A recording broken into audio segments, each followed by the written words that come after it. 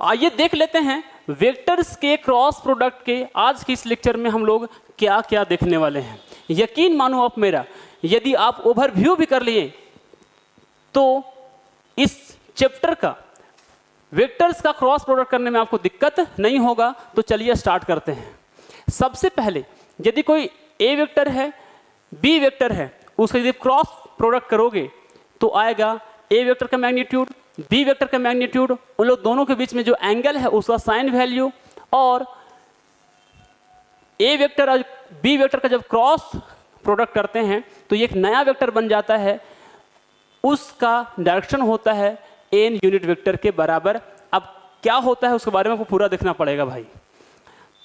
यदि दोनों का क्रॉस प्रोडक्ट करते हैं, यदि ऑर्डर को चेंज कर दिए तो नेगेटिव हो जाता है उसका वैल्यू, उल्टा हो जाता है ए क्रॉस बी के।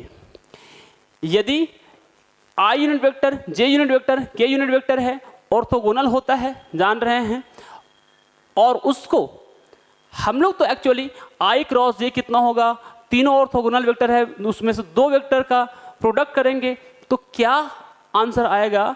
इसके लिए हम लोग इस्तेमाल करते हैं राइट हैंड थंब रूल, लेकिन सिंप्लिसिटी के लिए आप याद रखिएगा कि लिख दिए हैं एंटी क्लॉकवाइज में लिखे हैं आई जे के, और एंटी क्लॉकवाइज में कोई भी दो यूनिट वेक्टर को आप यदि क्रॉस प्रोडक्ट करोगे, है ना, तो जो बाकी बचा हुआ वेक्टर है वो आपका आएगा रिजल्ट में। ठीक है, तो आप यदि, है ना, जे यूनिट वेक्टर को के यूनिट वेक्टर के साथ यदि आप क्रॉस प्रोडक्ट करेंगे, है ना, तो एंटी क्लॉकवाइज में है, इसलिए आएगा आई यूनिट वेक्टर के बराबर। यदि आप के यूनिट वेक्टर को क्रॉस किए हैं आई यूनिट वेक्टर के साथ, तो इसका जो रिजल्ट आएगा वो होगा बचा हुआ जे वेक्टर के बराबर, है ना। अब थोड़ा सा आगे, यदि ऐसा हो कि एंटी क्लॉकवाइज में नहीं क्लॉकवाइज में हो आई जे के, तो क्लॉकवाइज में ऐसा हम लोग चल रहे हैं कि आई को हम लोग क्रॉस किए हैं, है ना, के के साथ, आई को क्रॉस के साथ, आई के साथ के वेक्टर को, आई यूनिट वेक्टर को के यूनिट वेक्टर के साथ यदि क्रॉस प्रोडक्ट करेंगे तो जो बाकी बचा हुआ रहेगा, है ना, माइनस जे, वो होगा उसका नेगेटिव वैल्यू के बराबर। अच्छा, यदि हम लोग ऐसे करेंगे कि भाई के यूनिट वेक्टर है उसको हम लोग जे यूनिट वेक्टर के साथ क्रॉस प्रोडक्ट करेंगे तो एंटी क्लॉकवाइज में है तो आएगा नेगेटिव में आई यूनिट वेक्टर के बराबर। यदि एंटी क्लॉकवाइज में हम लोग लें जे यूनिट वेक्टर को, हम लोग लें आई यूनिट वेक्टर के साथ क्लॉकवाइज में, एंटी क्लॉकवाइज में नहीं क्लॉकवाइज में, तो भाई ये क्या होगा, माइनस में जो बचा हुआ है के यूनिट वेक्टर उसके बराबर आएगा आपका आंसर। चलिए आज का लेक्चर को करते हैं स्टार्ट शुरुआत से। भाई आपको समझाना था कि भाई एक ए यूनिट वेक्टर है, एक बी यूनिट वेक्टर है, दोनों के बीच में एंगल है theta. A unit vector, B unit vector, दोनों के बीच में एंगल है थीटा। ठीक है ना, तो इन लोग दोनों को जब क्रॉस करेंगे तो एक नया वेक्टर बनेगा ए क्रॉस बी वेक्टर, ए क्रॉस बी वेक्टर, है ना। अब वहाँ पर उसका जो डायरेक्शन होगा इन दोनों वेक्टर के परपेंडिकुलर होता है। अब देखिए क्रॉस करेंगे तो क्या आएगा, उसके वैल्यू ए वेक्टर का मैग्नीट्यूड, बी वेक्टर का मैग्नीट्यूड, दोनों के बीच में जो एंगल है उसका साइन थीटा वैल्यू, और इसका डायरेक्शन कौन सा होगा, है ना, ए वेक्टर और बी वेक्टर को क्रॉस करने वाला जो डायरेक्शन आएगा नया वेक्टर का, यानी कि ए क्रॉस बी वेक्टर का, उसका डायरेक्शन को पता लगाने के लिए हम एक बात बताते हैं आपको यहाँ पर। ठीक है ना, तो भाई क्या होगा ना, जो एन यूनिट वेक्टर जो हम लोग यहाँ पर, है ना, साइड में प्रोडक्ट किए हैं उसको लगाए हैं, वो दिखाता है क्या, यूनिट वेक्टर है वो, और वो क्या होता है, परपेंडिकुलर होता है ए वेक्टर और बी वेक्टर जिस प्लेन में है उस प्लेन के परपेंडिकुलर में होता है कौन, है ना, एन यूनिट वेक्टर। और एन यूनिट वेक्टर ही जो ए क्रॉस बी नया वेक्टर बना है उसका डायरेक्शन को दिखाता है। चलिए इतना तो समझ आ गया। एक बात और समझना जरूरी है कि जो डायरेक्शन होता है एन यूनिट वेक्टर का, है ना, वो राइट हैंड थंब रूल का से हम लोग पता लगाते हैं। Right hand thumb rule, right hand thumb rule ये बताता है कि ए क्रॉस बी, दो वेक्टर का यदि क्रॉस प्रोडक्ट किया जाएगा तो जो नया वेक्टर बनेगा है ना, उसका डायरेक्शन कौन सा होगा, एन यूनिट वेक्टर के डायरेक्शन के दिशा में होगा। ठीक है ना। यदि सिर्फ बात करें कि ए वेक्टर है ना, और फिर बी वेक्टर है, दोनों का क्रॉस किए हैं, उसका मैग्नीट्यूड कितना होगा, तो मैग्नीट्यूड होगा ए वेक्टर का मैग्नीट्यूड, बी वेक्टर का मैग्नीट्यूड, और दोनों के बीच में जो थीटा होगा उसका साइन वैल्यू के बराबर होगा। ठीक है। यदि हम बात करें थोड़ा सा भाई, यदि बात करें कि यहाँ पर है ना, एक ही आपको दिख रहा होगा प्लेन है ना, ये एक्स वाई प्लेन है ना, वाई जेड प्लेन है, और ये एक्स जेड प्लेन है।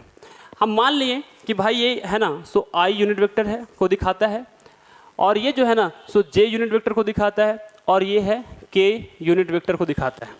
अब देखो है ना, जादू ये है कि भाई है ना, यदि हम लोग को ऐसा करना होगा, यदि हम लोग को ऐसा होगा तो आई कैप जे कैप का क्रॉस करेंगे तो हम लोग राइट हैंड थंब रूल से पता कर सकते हैं कि भाई वो जो है ना उसका जो आएगा, हम लोग क्रॉस प्रोडक्ट करने के बाद नया वेक्टर बनेगा, उसका डायरेक्शन कौन सा होगा। तो देखिए है ना, ये है राइट हैंड और ये थंब। ठीक है ना। तो राइट हैंड का जो पाम है ना, उसको लेंगे आई यूनिट वेक्टर के तरफ, और जो दूसरा यूनिट वेक्टर है जे, उसके तरफ उसको करेंगे फोल्ड। तो जो थंब है वो नया वेक्टर जो बनेगा उसके डायरेक्शन को दिखाता है ना। तो ये आएगा, जो वेक्टर था वो परपेंडिकुलर में था, कौन सा, के यूनिट वेक्टर के बराबर। अब इसी को थोड़ा सा बार बार थंब रूल ना लगाना पड़े, इसके लिए थोड़ा सा सिंप्लीफाई किए हैं। तो सिंप्लीफिकेशन में ये है, सिंप्लीफाई में ये है कि भाई हम लोग यहाँ पर यदि एंटी क्लॉकवाइज में रखें I unit vector, J unit vector और के यूनिट वेक्टर को, इस सिंप्लीफाई करने के लिए है, बार बार आपको थंब रूल लगाना ना पड़े, इसके लिए है ना। तो हम लोग यदि आई यूनिट वेक्टर और जे यूनिट वेक्टर को क्रॉस करेंगे, क्रॉस प्रोडक्ट निकालेंगे है ना, तो भाई वो जो है ना जो बाकी बचा हुआ है ना, के यूनिट वेक्टर उसके बराबर आएगा, पॉजिटिव वैल्यू होगा। एंटी क्लॉकवाइज में यदि आप किसी भी दो वेक्टर को लेंगे तो पॉजिटिव वैल्यू आएगा। ठीक है ना। और आगे बताएं तो जे यूनिट वेक्टर था है ना, और यहाँ पर है के यूनिट वेक्टर, और ये दोनों जो है ना सो एंटी क्लॉकवाइज ऑर्डर में है। तो जो बचा हुआ आई यूनिट वेक्टर है वो होगा उसका रिजल्ट। और यहाँ पे आगे थोड़ा सा बात करें इसी में, तो के यूनिट वेक्टर है ना, उसके बाद आया है I unit vector, anti clockwise में है। तो इन लोग दोनों को जब क्रॉस करेंगे तो आएगा जे यूनिट वेक्टर के बराबर। लेकिन थोड़ा सा यदि हम चेंज कर दें, ऑर्डर को हम चेंज कर दें है ना, और क्लॉकवाइज में बोलें क्लॉकवाइज में कितना होगा है ना, तो यहाँ पर हम लिए हैं ऐसा क्लॉकवाइज कि आई, उसके बाद फिर जे, सॉरी आई के बाद यहाँ पर के, और फिर जे, उसके बाद आई। ये क्या है, आई जे के कैसा है ना, ये हो गया क्लॉकवाइज में, ये हो गया क्लॉकवाइज में। यदि क्लॉकवाइज में रहेगा, जे हो गया जे यूनिट वेक्टर, और फिर उसके बाद हो गया आई यूनिट वेक्टर, क्लॉकवाइज में लिए हैं लोग दोनों का। तो जो क्रॉस प्रोडक्ट करेंगे तो आएगा नेगेटिव वैल्यू के बराबर। क्या आएगा, नेगेटिव वैल्यू के बराबर। ठीक है ना। यदि के यूनिट वेक्टर है ना, और उसके साथ जे यूनिट वेक्टर को क्रॉस करेंगे तो ये लोग दोनों जो है ना सो क्लॉकवाइज में है, और जब क्लॉकवाइज में है तो उसका जो रिजल्ट होगा वो negative value, negative unit vector I के बराबर होगा। ठीक है ना। और आई यूनिट वेक्टर को हम लोग के यूनिट वेक्टर के साथ यदि हम प्रोडक्ट करेंगे तो भाई क्या है, आई यूनिट वेक्टर यहाँ पे है और के यूनिट वेक्टर यहाँ पे है, दोनों जो है ना सो किस में है, क्लॉकवाइज में है। जब क्लॉकवाइज में है तो वो बराबर होगा जे यूनिट वेक्टर के बराबर, लेकिन नेगेटिव वैल्यू के साथ। ठीक है। अब हम लोग एक कर लेते हैं न्यूमेरिकल। बाकी ऐसा नहीं होगा कि एक टीचर सिर्फ और सिर्फ आपको पढ़ा रहा होगा, वो आपको खुद अप्लाई करने के लिए आ रहा है कि नहीं आ रहा है, टीचर को पता ही नहीं चलता है। तो आज मेरे साथ हैं इनके सर, आ जाइए, और फिर हम लोग जो है ना सो डिस्कशन करने वाले हैं पूरा पूरा क्रॉस प्रोडक्ट के ऊपर। तो भाई यदि आपको कुछ भी नहीं आता है ना वेक्टर के बारे में, तब भी मैं आपको गारंटी देता हूं कि पूरा का पूरा आपको समझ में आएगा, और खुद आप न्यूमेरिकल बनाओगे, अपने हाथ से बनाओगे, सोच समझ कर बनाओगे, है ना। तो चलिए स्टार्ट करते हैं हम लोग आज का डिस्कशन। सबसे पहली बात तो यही कि हम लोग वेक्टर्स में, वेक्टर के इस क्रॉस प्रोडक्ट में हम लोग क्या पढ़ते हैं, क्या क्या चीज़ इसमें जानना जरूरी होता है, सबसे पहली बात तो यही। तो भाई बताएंगे आप लोगों को इनके सर कि भाई क्या क्या हम लोग को सबसे पहले पढ़ना होता है, क्या क्या चीज़ जानना होता है क्रॉस प्रोडक्ट को सीखने के लिए। देखिए, सबसे पहले तो क्रॉस प्रोडक्ट को अगर आपको जानना है तो सबसे पहले वेक्टर क्वांटिटी के बारे में सबसे पहले जानना होगा। उसके बाद इसको हम लोग कैसे रिप्रेजेंट करते हैं उसके बारे में आप लोगों को आइडिया होना चाहिए, ठीक है। अगर मैं बात करूं, ये आप लोग सबसे पहले जानते हो, जैसे आप लोग याद करो कि बचपन में एक्स और वाई कोऑर्डिनेट आप लोग पढ़े हो, है ना, कि अपना एक्स एक्सिस होता है और ये अपना एक्स डैश होता है और ये वाई और ये वाई डैश होता है, ठीक है। अगर आप लोग बोले, अगर सपोज करो कि इनिशियली जो होता है ना, कोई भी पार्टिकल ओरिजिन पे होता है, कहाँ पर होता है, ओरिजिन पे, इतना तो आप लोग जानते हो। और साथ ही साथ अगर मैं बोलूँ कि आप लोग 3,4 पे जाओ, इट मीन्स एक्स कोऑर्डिनेट को हम लोग बोलते हैं एब्सिसा और वाई कोऑर्डिनेट को ऑर्डिनेट बोलते हैं, जो कि आप लोग पहले से ही जानते हो। बस इसको वेक्टर में हम लोग नया तरह से रिप्रेजेंट करते हैं कि एक्स में 3 चला है और वाई में 4 चला है, मान लिया जाए 3 और वाई में 4 चला है, ठीक है, देख सकते हो। तो जैसा कि मैं यहाँ पर 4 मार्क कर दिया, तो आप लोग कोऑर्डिनेट पॉइंट के हिसाब से 3,4 इसको मार्क करते थे। लेकिन अगर ऑरिजिन से अगर इसको एक मिलाऊं तो कहीं ना कहीं एक वेक्टर को भी रिप्रेजेंट कर रहा है, जो कि इसका डायरेक्शन बता रहा है। तो अगर मैं बोलूं कि इसका ओए नाम दे दिया, चलो सपोज कि ओए वेक्टर को कैसे लिखोगे, तो ओए वेक्टर को लिखने के लिए सबसे पहली बात तो आप लोग को बताना पड़ेगा कि एक्स एक्सिस में कितना है और वाई एक्सिस में कितना है। तो जैसा कि देख सकते हो कि एक्स एक्सिस में 3 है तो 3 लिखेंगे, और एक्स एक्सिस का जो यूनिट वेक्टर होता है वो आई कैप से रिप्रेजेंट करते हैं, और वाई एक्सिस का यूनिट वेक्टर जो होता है वो जे कैप से रिप्रेजेंट करते हैं, ठीक है। फिलहाल के लिए अभी आप लोग समझ लो, 3 आई कैप प्लस 4 जे कैप। अब देखो, ये जो बच्चे एकदम वेक्टर का एकदम शुरुआत से देख रहे हैं उसे भी प्रॉब्लम नहीं होना चाहिए। तो ये नहीं कि सर ये आई कैप और जे कैप क्या लिख दिए, तो ये अपना यूनिट वेक्टर होता है, इसके बारे में भी हम लोग थोड़ा सा डिस्कस कर लेते हैं, क्या सर। चलिए, तो सबसे पहले एकदम बेसिक से अगर बात करूं, जैसे अगर मैं एक एग्जाम्पल देता हूं, सपोज करो कि यहाँ पर जो है ना एक चौराहा है जो कि 4 रास्ता गया है, किधर गया है, देखो 4 रास्ता यहाँ से गया हुआ है, और यहाँ पर एक बहुत बड़ा बोर्ड लगा हुआ है। बोर्ड को मैं यहाँ पर रिप्रेजेंट कर दे रहा हूँ। सपोज दैट कि मुंबई है अपने पास, मैं शॉर्ट में लिख रहा हूँ, ठीक है, 300 किलोमीटर, ठीक है, यहाँ लिखा हुआ है। और दिल्ली लिखा हुआ है सपोज दैट 200 किलोमीटर, ठीक है, और कोलकाता लिखा हुआ है सपोज दैट 600 किलोमीटर, ऐसा कुछ यहाँ पर डिस्टेंस मेंशन है। और कोई बंदा जो है इधर से आ रहा था, लेकिन यहाँ पर कोई भी डायरेक्शन मेंशन नहीं था, सिर्फ बोर्ड में लिखा हुआ था कि इतना डिस्टेंस है, इतना डिस्टेंस है। इस बंदे को जो है सपोज करो कि दिल्ली जाना है, कहाँ जाना है, दिल्ली जाना है, लेकिन कन्फ्यूजन वाला पार्ट था कि ये वाला रास्ता जाएगा या फिर ये वाला जाएगा या फिर ये वाला जाएगा, ठीक है। अब ये तो देख लिया कि दिल्ली जो है एक्चुअली में 200 किलोमीटर है, तो इसने पहले ही चूज कर लिया कि चलो इस पाथ पे हम लोग जा करके देखते हैं, ठीक है।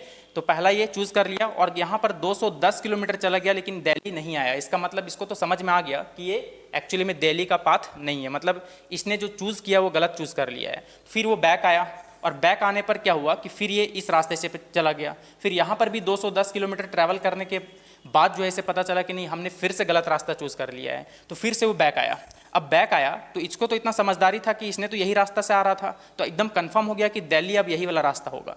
लेकिन इसने सोचा कि चलो क्यों ना हम लोग मतलब एक भला इंसान था ये, तो सोचा चलो मेरे साथ जो प्रॉब्लम हुआ किसी के साथ ना हो, तो कहीं ना कहीं एक डायरेक्शन दे दिया जाए। तो ये लिख दिया बोर्ड के ऊपर, एक एरो बना दिया, ठीक है। एरो मीन्स एक वेक्टर क्वांटिटी है। अब जरा बताओ यार, इसका मैग्नीट्यूड तो ऑलरेडी 200 किलोमीटर था। अब बताओ अगर 200 में ऐसा क्या मल्टीप्लाई करें कि इसका मैग्नीट्यूड पर कोई भी फर्क ना हो, तो कहीं ना कहीं 1 से ही मल्टीप्लाई करना पड़ेगा। और एक वेक्टर क्वांटिटी में दोनों चीज़ होता है, मैग्नीट्यूड भी होता है और डायरेक्शन भी होता है। तो एक ऐसा वेक्टर का जरूरत पड़ा जिसका मैग्नीट्यूड 1 होना चाहिए और जो सिर्फ और सिर्फ उसको डायरेक्शन के पर्पज से ही यूज करना चाहिए। तो यहाँ पर एक यूनिट वेक्टर आया, ठीक है, यूनिट वेक्टर, यही होता है अपना यूनिट वेक्टर। यूनिट वेक्टर ऐसा वेक्टर होता है जिसका मैग्नीट्यूड 1 हो और डायरेक्शन मैग्नीट्यूड 1 हो, और वो सिर्फ और सिर्फ डायरेक्शन बताने के लिए ही उसका इस्तेमाल किया जाता है। तो जैसा कि हम लोग जानते हैं कि अपने पास 3 एक्सिस होता है, ठीक है, एक्स वाई और जेड, ठीक है, ये रहा एक्स, ये रहा वाई और ये रहा जेड। और जैसा कि आप लोग जानते हो कि एक्स वाई और जेड जो है वो म्यूचुअली परपेंडिकुलर होते हैं एक दूसरे से, ठीक है। हम लोग इसको जेड को यहाँ पर 2D में ऐसे बनाए हैं, बट एक्चुअली में ये हवा में ऐसे है, तो ऐसे तो दिखेगा नहीं, इसलिए हम लोग इसको ऐसे दिखा दिए हैं।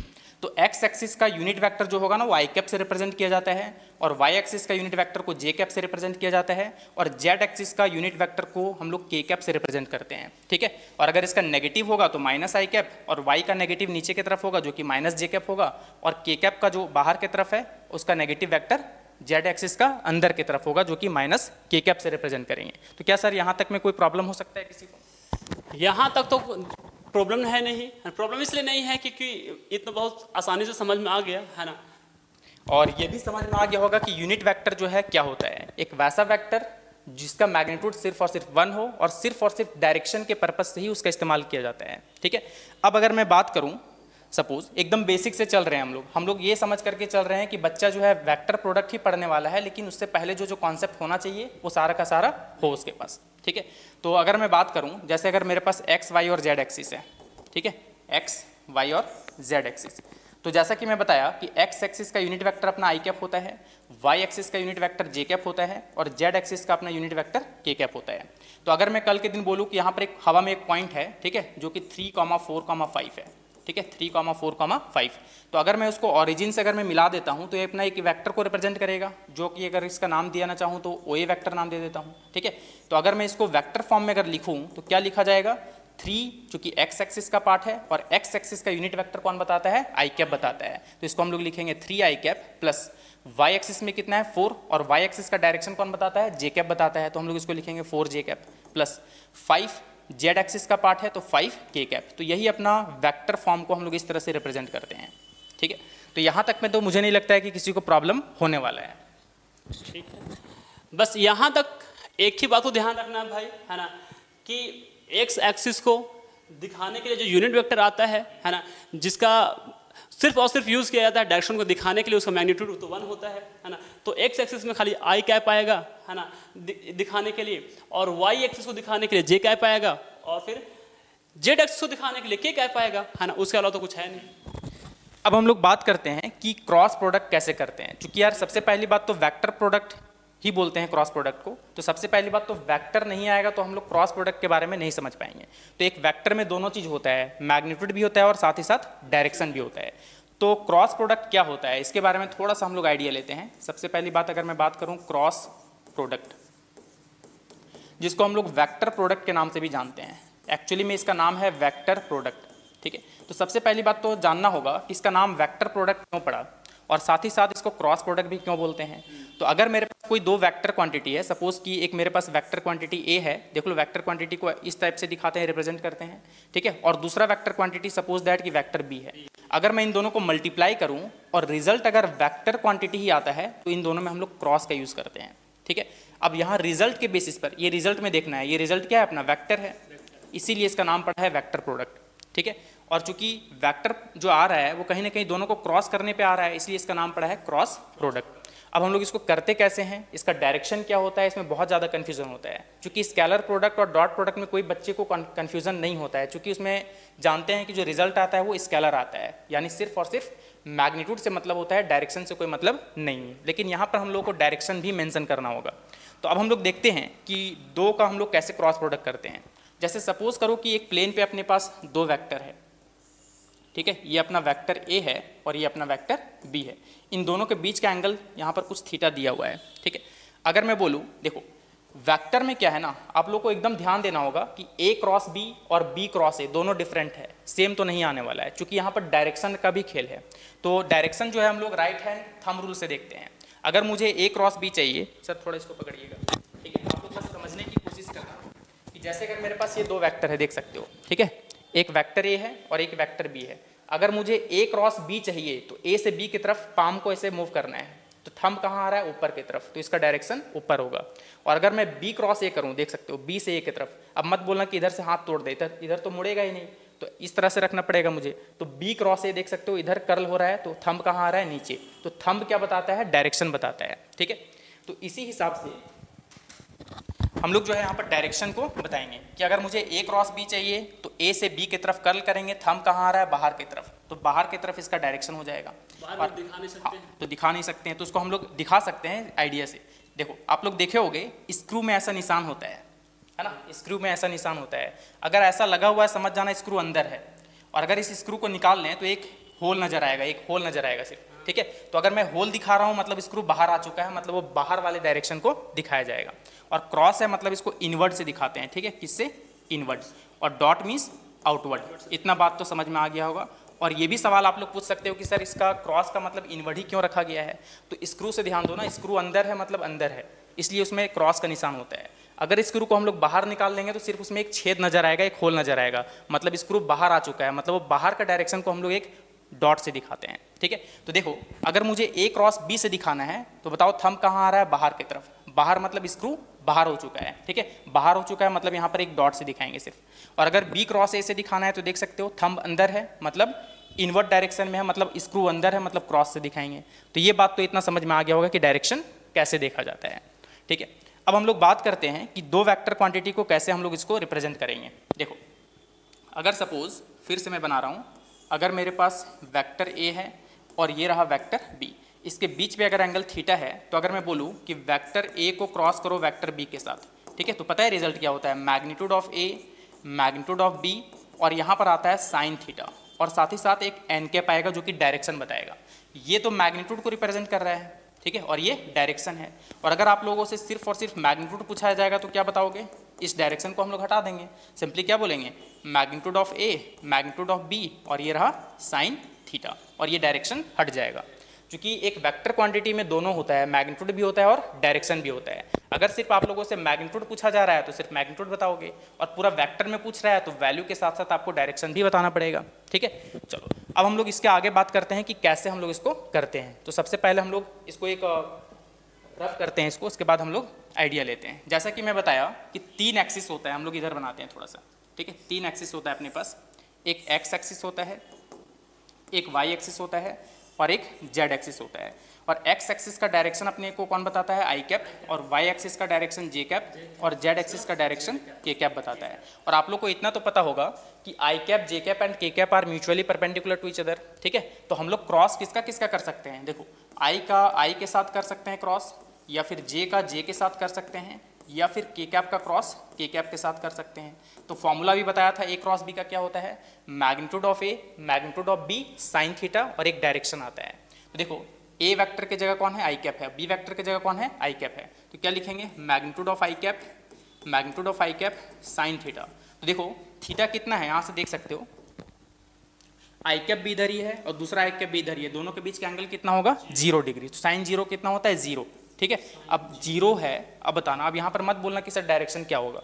अगर मैं बोलूँ कि बताओ मैं अब कितना डिस्टेंस कवर किया, किधर गया मैं बताओ, अब मैं चला ही नहीं हूँ, तो ये सवाल तो होना ही नहीं चाहिए कि किधर गए। जब चलते कुछ तब ना पता चलता कि किधर गए, ईस्ट की तरफ गए या फिर वेस्ट की तरफ गए। जब वैल्यू मैग्नीट्यूड ही 0 आ रहा है तो उसमें डायरेक्शन का कोई सवाल होना ही नहीं चाहिए। ठीक उसी तरह से जे कैप का भी करोगे आप लोग, तो जे कैप का मैग्नीट्यूड और फिर जे कैप का मैग्नीट्यूड और फिर आ जाएगा साइन 0 डिग्री। क्यों, क्योंकि जे कैप और जे कैप दोनों सेम डायरेक्शन में है, इसलिए रिजल्ट भी इसका क्या आ जाएगा, 0। उसी तरह से के कैप का मैग्नीट्यूड, ये रहा के कैप का मैग्नीट्यूड, और ये रहा साइन 0 डिग्री, जो कि इसका भी रिजल्ट कितना आएगा, 0 आएगा। क्यों, क्योंकि दोनों का डायरेक्शन सेम है, और डायरेक्शन सेम होता है तो एंगल 0 होता है, और साइन 0 का वैल्यू 0 होता है। अब हम लोग करते हैं दूसरे के साथ प्रोडक्ट। ठीक है, आई को अगर हम लोग जे के साथ करें या फिर जे को आई के साथ करें, ये दोनों हो सकता है। तो अगर हम लोग आई कैप को जे कैप के साथ करेंगे तो कितना आएगा, एंगल तो 90 डिग्री होगा। इसमें भी जे और आई करो तो सभी एक दूसरे से परपेंडिकुलर है, तो इसको भी क्या लिखेंगे, magnitude of J cap magnitude of I cap sine 90।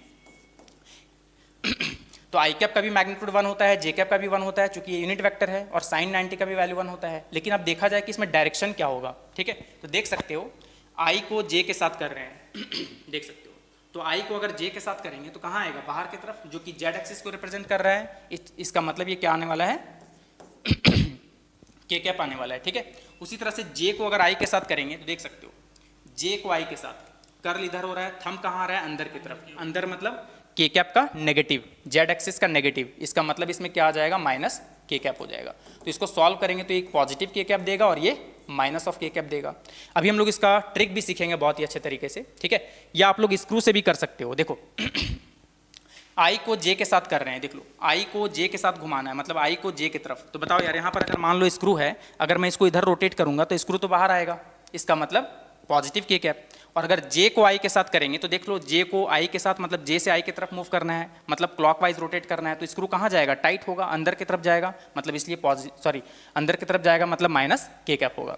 उसी तरह से अगर हम लोग जे को के साथ करते हैं या फिर के को जे के साथ करते हैं, तो आप लोग को इतना तो समझ में आना चाहिए कि इसको हम लोग लिखेंगे magnitude of J cap, magnitude of के कैप साइन 90। इसको भी वही लिखेंगे मैग्नीट्यूड ऑफ के cap, magnitude of J cap sine 90। लेकिन डायरेक्शन क्या होगा देख सकते हो, जे और के, ठीक है, जे और के का कर रहा हूँ। तो आप लोग यहाँ पर समझना कि जैसा कि आप लोग देख सकते हो कि अपना 3 एक्सिस है ना, आई कैप, जे कैप और ये हाथ मेरा के कैप है, ठीक है। तो जे को आई के साथ कर रहे हैं, तो सोचो जरा, देखो थंब ऐसे रखेंगे तो जे को के की तरफ करेंगे, तो थंब कहाँ आ रहा है, आई कैप की तरफ आ रहा है, पॉजिटिव आई कैप की तरफ। और अगर मैं के से अगर जे की तरफ करूँ देख सकते हो, ठीक है, तो माइनस आई कैप की तरफ आएगा। तो ये चीज़ यार आप लोग कर लेना, ठीक है।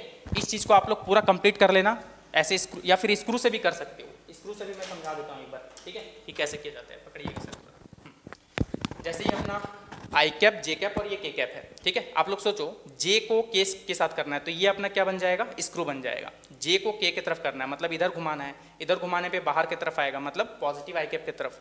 और अगर के को जे की तरफ करेंगे मतलब इधर टाइट करेंगे, ठीक है, तो देखो ये अंदर जाएगा, स्क्रू अंदर जाएगा मतलब माइनस आई कैप की तरफ आने वाला है, ठीक है। इस तरह से भी हम लोग कर सकते हैं। कुल मिलाकर के अगर बात किया जाए तो इसका जो डायरेक्शन है, एक तो राइट हैंड थंब रूल से कर सकते हैं या फिर स्क्रू रूल से भी कर सकते हैं, 2 तरीका है। और अगर आप लोग को ट्रिक अपनाना है, इतना सारा पेचीदा अगर आप लोग को लग रहा है कि नहीं ये बहुत ज़्यादा पेचीदा है, तो एक ट्रिक भी बता देता हूँ। देखो सिंपली क्या करना ना, देखो एक सर्कल बना लेना, ठीक है, एक सर्कल बना लेना पहले। चलो इसको हम लोग एक सर्कल बनाते हैं पहले। तो ये रहा अपना एक सर्कल ड्रॉ कर लेना है एक बहुत ही बढ़िया तरीके से। उसके बाद क्या करना है, इसमें आई कैप, जे कैप और के कैप लिख देना है, एक कोई भी डायरेक्शन मान करके, ठीक है। ये रहा अपना आई कैप, ये रहा कहीं जे कैप लिख देना और यहाँ पर मान लिया जाए के कैप लिख दिया, कोई भी डायरेक्शन, चाहे क्लॉकवाइज या फिर एंटी क्लॉकवाइज। अगर अब बस एक ही बात को ध्यान में रखना है कि मुझे सबसे शॉर्टेस्ट पाथ जाना है, मुझे सबसे शॉर्टेस्ट पाथ जाना है। अगर रास्ता बदलने का नौबत आया तो नेगेटिव हो जाएगा, ठीक है। जिस किसी का भी 2 का वेक्टर करते हैं, वेक्टर प्रोडक्ट, उसके अलावा तीसरा वाला आता है। अगर आई और जे को करेंगे तो क्या आएगा, के कैप आएगा, जे और के को करेंगे तो आई कैप आएगा। बस इतना दिमाग में याद रखना कि जिस किसी का भी 2 वेक्टर का क्रॉस कर रहे हैं उसको छोड़ करके तीसरा वाला आएगा।